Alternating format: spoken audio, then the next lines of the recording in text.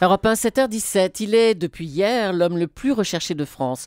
Vous allez comprendre tout de suite comment la police s'organise pour mettre la main le plus vite possible sur le tireur parisien. On sait depuis hier soir que c'est très probablement le même homme qui s'est rendu vendredi à BFM TV, qui a ouvert le feu et blessé grièvement un collaborateur de Libération hier matin, avant d'aller tirer devant le siège de la Société Générale à la Défense. Bonjour Martine Monteil. Vous avez été, entre autres, pendant des années, la patronne de la police judiciaire française. Et vous étiez aux manettes quand en 96, il s'est agi d'aller traquer Guy Georges, redoutable tueur en série de l'Est parisien. Première question pour vous, Martine Monteil. D'après ce que l'on sait, est-ce qu'on est là face à quelqu'un qui a un profil de tueur en série? Est-ce qu'il y a des signes qui ne trompent pas, selon vous?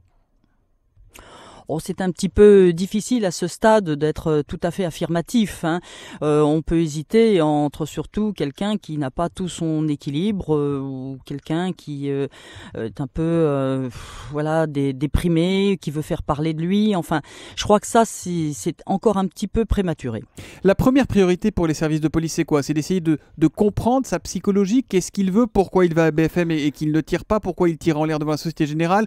Pourquoi il ne se masque pas le visage? C'est ça que vous cherchez à décrypter dans un premier temps?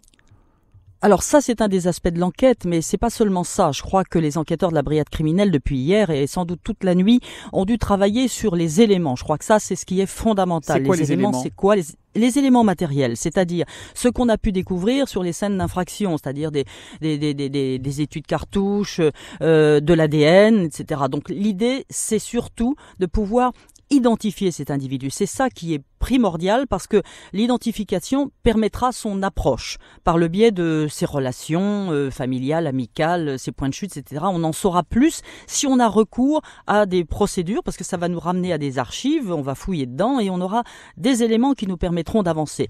Pour le moment, et tant qu'il n'est pas identifié, évidemment, ça n'est pas la même chose. Alors, la police scientifique a également d'autres moyens, c'est-à-dire qu'on a toute l'évaluation et l'analyse des films, des caméras. Il faut pas oublier que la capitale est très quadrillée du point de vue des caméras. Il y en a plus de 1000. On va essayer de retrouver son cheminement.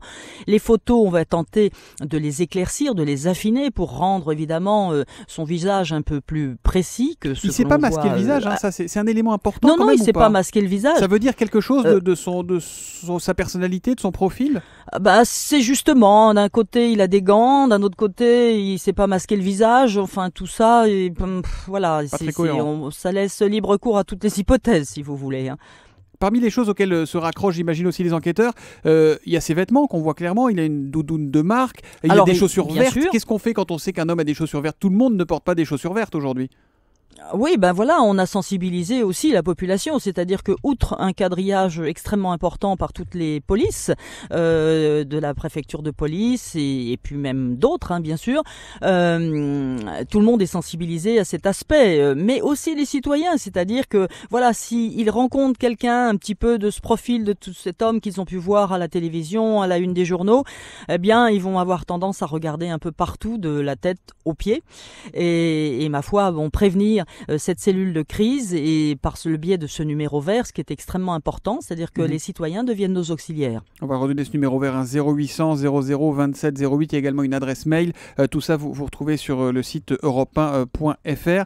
Il y a un travail de fourmi sur les scènes de crime, mais le plus dur, c'est de le retrouver finalement, parce qu'on a l'image de l'aiguille dans la botte de foin, mais c'est vraiment ça, d'aller trouver un individu dans Paris quand on ne sait pas ni comment il s'appelle, ni où il s'habite, ni où il habite, ni ce qu'il veut.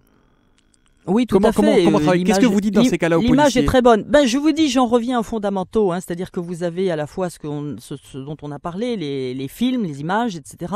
Essayez de retrouver son itinéraire, voir la direction dans laquelle il est parti, à partir de toutes les images qu'on pourra recueillir. Également le bornage téléphonique, c'est-à-dire qu'on va essayer de voir si ça a tilté un numéro précis à la fois sur les 3 endroits, les 4 avec les Champs-Élysées, où il s'est produit, donc pour savoir si on a un numéro commun. C'est déjà aussi un autre élément. Vous voyez, c'est-à-dire que c'est quand même le travail de fond de l'enquête. C'est un travail de fond, mais Allez-y, pardon. Oui, c'est d'abord le travail de fond de l'enquête qui est très important, et ça c'est la crime qui s'y emploie. Et puis vous avez ensuite le travail de toutes les autres forces de police. Vous avez la police de proximité, la police de la circulation, la police du renseignement, c'est-à-dire vous avez les gens en uniforme, vous avez les civils. Tout le monde s'y met, quoi.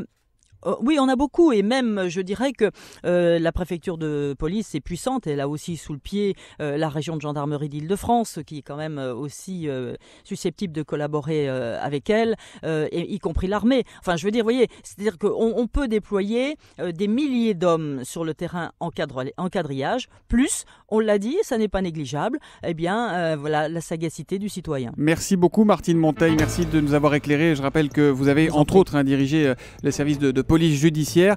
Numéro de téléphone 0800 00 27 08 pour tous les renseignements et tous les témoignages. Merci.